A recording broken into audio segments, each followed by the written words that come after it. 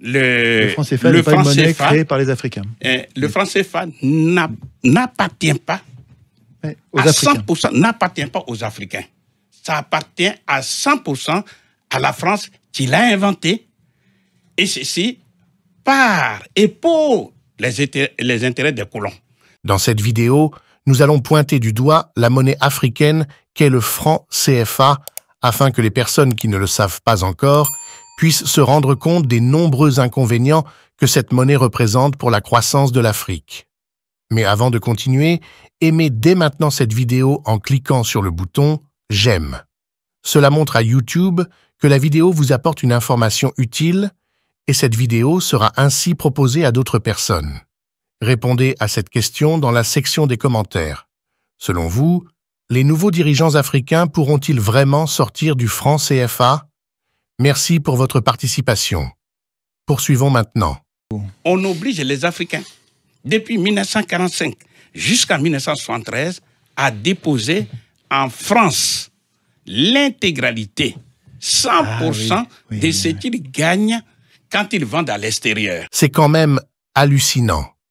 Si par exemple un pays comme le Mali arrive à vendre des matières premières pour 100 milliards de dollars ou d'euros, il était contraint à verser la totalité de cette somme dans un compte bancaire que la France a ouvert pour lui. De 1973 jusqu'en 2005, précisément le 20 septembre, eh bien la France, dans sa générosité, a dit, bon, ce n'est plus la peine de prendre 100%.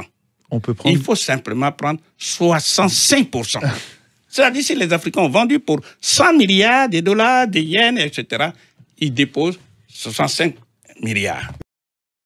Maintenant, de 20 septembre 2000 jusqu'à la seconde où nous parlons, ils déposent 50%. Aujourd'hui, on en est à 50. La question, c'est de dire, mais quels sont les inconvénients de ces comptes d'opération? Oui. Les inconvénients sont nombreux.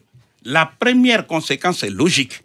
C'est que ces pays ne peuvent pas utiliser leurs devises pour acheter les biens d'équipement, les machines, pour pouvoir transformer chez eux les matières premières. C'est pourquoi ils sont sous-industrialisés. Et c'est pourquoi ils sont pauvres, parce que pour développer un pays, il faut, certes, l'outil monétaire, parce que le pays, l'économie d'un pays se gère par deux outils, l'outil monétaire et l'outil budgétaire. C'est certainement l'une des raisons pour lesquelles les pays du Sahel confrontés au terrorisme n'avaient pas la possibilité d'investir dans l'acquisition d'équipements de combat. Qu'ils vous souviennent que Mohamed Bazoum affirmait que les terroristes étaient mieux aguerris que les forces armées de la région. On se rappelle aussi que Ibrahim Traoré a confirmé que le Burkina Faso comptait moins de 200 armes dans les réserves de l'État et qu'il a fallu que le pays se tourne vers la Russie pour acheter de nouvelles armes, car les transactions avec la France étaient bloquées par des mains haut placées sur la scène internationale. La France utilise les capitaux des Africains pour endetter les Africains. Comment ils font? Comment on le fait? Prenons un exemple. Imaginons un seul instant, on vous prête, 12 000 milliards d'euros de France, enfin, on vous confie ça. Eh bien, pendant un an, même puisque vous n'allez pas garder cet argent sous le paillasson, sous le matelas, vous allez confier ça à un banquier. Le banquier vous dit, je vous rémunère pour 1% seulement. Ah ben c'est l'histoire de Patrick Drahi, ça, pour les médias, que vous nous racontez. Parce là. Que, non. J'ai dit, on vous confie et vous placez ces 12 000 milliards dans une banque qui vous rémunère ne serait que pour 1%. 1% des 12 000 milliards, c'est 120 milliards d'intérêts seulement. 120 milliards. C'est comme ça que ça fonctionne. Bien, la France... C'est comme ça que le système tient. Oui, mais nous sommes quand même en train de parler aux gens pour comprendre le système. Et donc, finissez l'exemple. Ouais. Voilà, un seul exemple. Donc, ces intérêts rapportés 1% en aux faveur Africains. de la France plus déçue, elle va aller prêter cet argent aux Africains, tambour battant, en mutant tous les journalistes, on s'en va aider les Africains. C'est ce qui C'est-à-dire qu'on s'appelle... va prêter l'argent des Africains aux je fais juste un Africains. petit... Ce manque de contrôle sur la gestion monétaire engendre des problèmes qui freinent le plein essor des pays africains encore sous la dominance du franc CFA. Oui, il y a 4 principaux problèmes. Le premier, c'est que les échanges entre les économies de la zone franc sont très faibles. Oui, même pas 15%. Voilà, 15%. C'est très faible. L'Union européenne, c'est 60%. Donc ça ne marche pas. Voilà. D'accord. Et deuxième problème, c'est la compétitivité. Pour des économies aussi faibles que les nôtres, avoir une monnaie arrimée à l'euro, qui est une des monnaies les plus fortes au monde, ça agit comme une taxe sur les exportations et une subvention sur les importations. Ouais, donc on ne peut pas s'en sortir quand on est économie faible avec un poids comme ça qu'est l'euro. C'est très simple. En dehors de la Côte d'Ivoire, qui a la manne du cacao, toutes les balances commerciales des économies de la zone franc sont déficitaires. Même quand on a la manne du coton, par exemple? Non, ça ne suffit pas. Non. Ça veut dire qu'on ne mérite pas, entre guillemets, un tel taux de change à l'heure actuelle. Oui. Troisième problème, c'est le sous-financement des économies de la zone franc. Vous savez, vous avez un tel bouillonnement d'imagination, d'activité qui mériterait d'être financé, mais on a un rationnement du crédit. Donc c'est clair, les banques africaines en zone franc ne prêtent ni aux ménages ni aux entreprises. Elles prêtent très peu et quand elles prêtent, les taux d'intérêt sont très élevés, au-delà de 10% en général. En France, on emprunte à 1% à l'heure actuelle. Et puis dans la zone euro, les taux de prêt sont élevés. Bien sûr, bien sûr. Et quatrième difficulté, c'est qu'il n'y a pas de préoccupation de croissance économique. La seule préoccupation, c'est la lutte contre l'inflation. Et ce qui fait que notre zone est une zone de faible inflation. Mais pourquoi les pays africains ne se décident pas à sortir du franc CFA une fois pour de bon? Ne sont-ils pas capables de voir que le problème de leur sous-développement vient de cette dépendance à cette monnaie française? Ce sont là des questions qu'on pourrait se poser quand on ne sait pas tout le mal que se donnent les politiques français pour maintenir les pays africains dans cette dépendance. Tous ceux qui, d'une manière ou tous ceux qui ont eu à aspirer à la souveraineté de leur pays, que ça comme soit Sankara, que ça soit Djibo Bakary du Niger, qui devrait prendre le pouvoir parce qu'il était le président du parti Sawaba. C'est lui qui devait prendre le pouvoir. Comment il s'appelle? Eh bien, Djibo Bakary. Djibo Bakary. Mais en tout cas, général de Gaulle lui a créé tous les problèmes et il l'a obligé à fuir le Niger et en lieu et place on a mis Amani Dioré. C'était en 1958. En 1958, ça a été le cas de Sékou Touré. Je ne vous fais pas un dessin. Sékou Touré, il a dit non, quand on est souverain, on est indépendant, on bat sa monnaie. Général de Gaulle lui a créé tous les problèmes. On a même déversé sur la Guinée des faux francs français guinéens pour pouvoir... Des faux francs guinéens. Des faux francs guinéens. C'est-à-dire qu'ils ont semé la panique monétaire pour pouvoir désorganiser les barbouzes, quoi, ont fabriqué une panique monétaire. Hein. Puisque le temps nous est compté, on va aller très vite. En 1962, il y a eu Modibo Keïta du Mali, qui a battu monnaie. Eh bien, toutes les tracasseries, tous les ennuis lui ont été créés, avec même la complicité de certains dirigeants africains sur lesquels s'appuyait la France, mais je ne vais pas les citer volontairement. Eh bien, à la fin des fins, Modibo Keïta a été arrêté, mis en prison, empoisonné et mort en prison. Ah ben oui.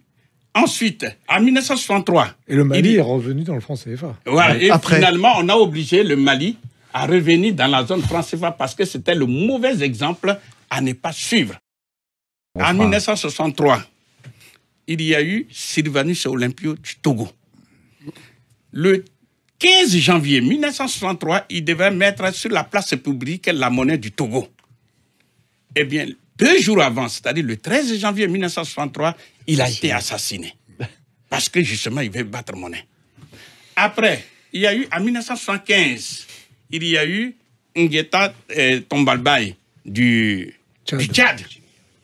Eh bien, parce qu'il voulait battre monnaie, il a été bombardé par l'armée française, par les bombes françaises, et il est mort dans son palais. Ensuite, vous connaissez l'histoire de, comment on appelle, Kadhafi, qui on la connaît très bien. Peu importe tout ce qu'on dit, mais nous sommes dans le domaine de la monnaie. Il voulait créer la monnaie africaine, c'est-à-dire la Banque centrale africaine avec la monnaie africaine. Par voie de conséquence, le franc CFA allait disparaître. Vous savez ce qui est arrivé. Pour les personnes qui ne le savent pas, oui, le franc CFA appartient entièrement à la France, et cela c'est la réalité. les politiques français ont la main mise sur toutes les institutions de la zone franc CFA dans lesquelles ils ont un droit de veto. Ce qui veut dire que sans l'autorisation de la France, les organismes bancaires ne pourront prendre aucune décision, même si elle va en faveur du développement du peuple africain. Ça, c'est important. La réalité est la suivante. C'est que quand on regarde, il y a deux grandes parties qu'on peut dire. Les institutions de la zone franc CFA, d'une part, et d'autre part, les 4 principes de la zone franc. Lorsqu'on regarde au niveau des institutions, où il y a la conférence des chefs d'État, il y a tout le reste, mais surtout les 3 banques centrales. Mais tout ça, c'est dominé par la France, qui essaie de s'adapter, de s'harmoniser, tout ça, mais qui a un droit de veto. Un droit de veto. Je donne un petit exemple. Sur quel genre de décision? Ouais, donnez des exemples. Je donne un exemple. Il est dit, par exemple, que au conseil d'administration de la Banque centrale des Comores, où il y a 8 administrateurs, à l'instant où je vous parle, il y a 4 Français et 4 Comoriens. Ce qui veut dire, pour que le conseil d'administration se réunisse, il faut au moins 5 administrateurs, c'est-à-dire 4 Comoriens, mais au moins un Français. Si la France ne veut pas de l'ordre du jour, n'a qu'à faire simplement la politique de la chaise vide et puis le pays est bloqué. Le quorum n'est pas atteint, donc voilà. Il n'y a pas de... Deuxièmement, toujours en restant dans ce même exemple, les décisions ne sont validées que si elles sont prises au moins par 6 administrateurs. Bon, ça c'est ce que nous appelons le droit de veto. Maintenant, revenons sur le cas de la BCEAO, Banque centrale des États de l'Afrique de l'Ouest. C'est le même principe de l'unanimité. Par exemple, ils ont inventé il n'y a pas longtemps, en 2010, ce qu'ils appellent le comité de politique monétaire, où ils ont mis un seul Français. Mais c'est encore le principe de l'unanimité. C'est-à-dire la politique monétaire, en fait, elle est décidée en dernier ressort par la France. Même chose, et ça c'est écrit dans les statuts pour la BEAC, Banque des États de l'Afrique centrale, où il s'est écrit clairement que la France participe à la gestion et au contrôle de la BEAC, c'est-à-dire la Banque des États de l'Afrique centrale. Oui, parce que justement, elle garantit la convertibilité du franc CFA, hier en franc français et aujourd'hui en euros. L'Afrique doit se dépêcher de sortir de cette monnaie si elle veut profiter de la souveraineté tant recherchée. Il en va également de la croissance des pays francophones et du bien-être de leur jeunesse, de l'émergence de leurs armées. Notre souhait, c'est que les nouveaux dirigeants arrivent à faire ce que leurs aînés n'ont pas été en mesure de faire pour le développement de l'Afrique. Nous sommes à la fin de cette vidéo. Merci de l'avoir suivie. Avant de prendre congé de vous, nous vous invitons à partager cette vidéo sur votre statut WhatsApp en cliquant sur le bouton « Partager » en bas. Vous pouvez aussi vous abonner à notre chaîne pour ne plus rien manquer de nos prochaines actualités. Il vous suffit de cliquer sur le bouton « S'abonner » en bas. À la prochaine.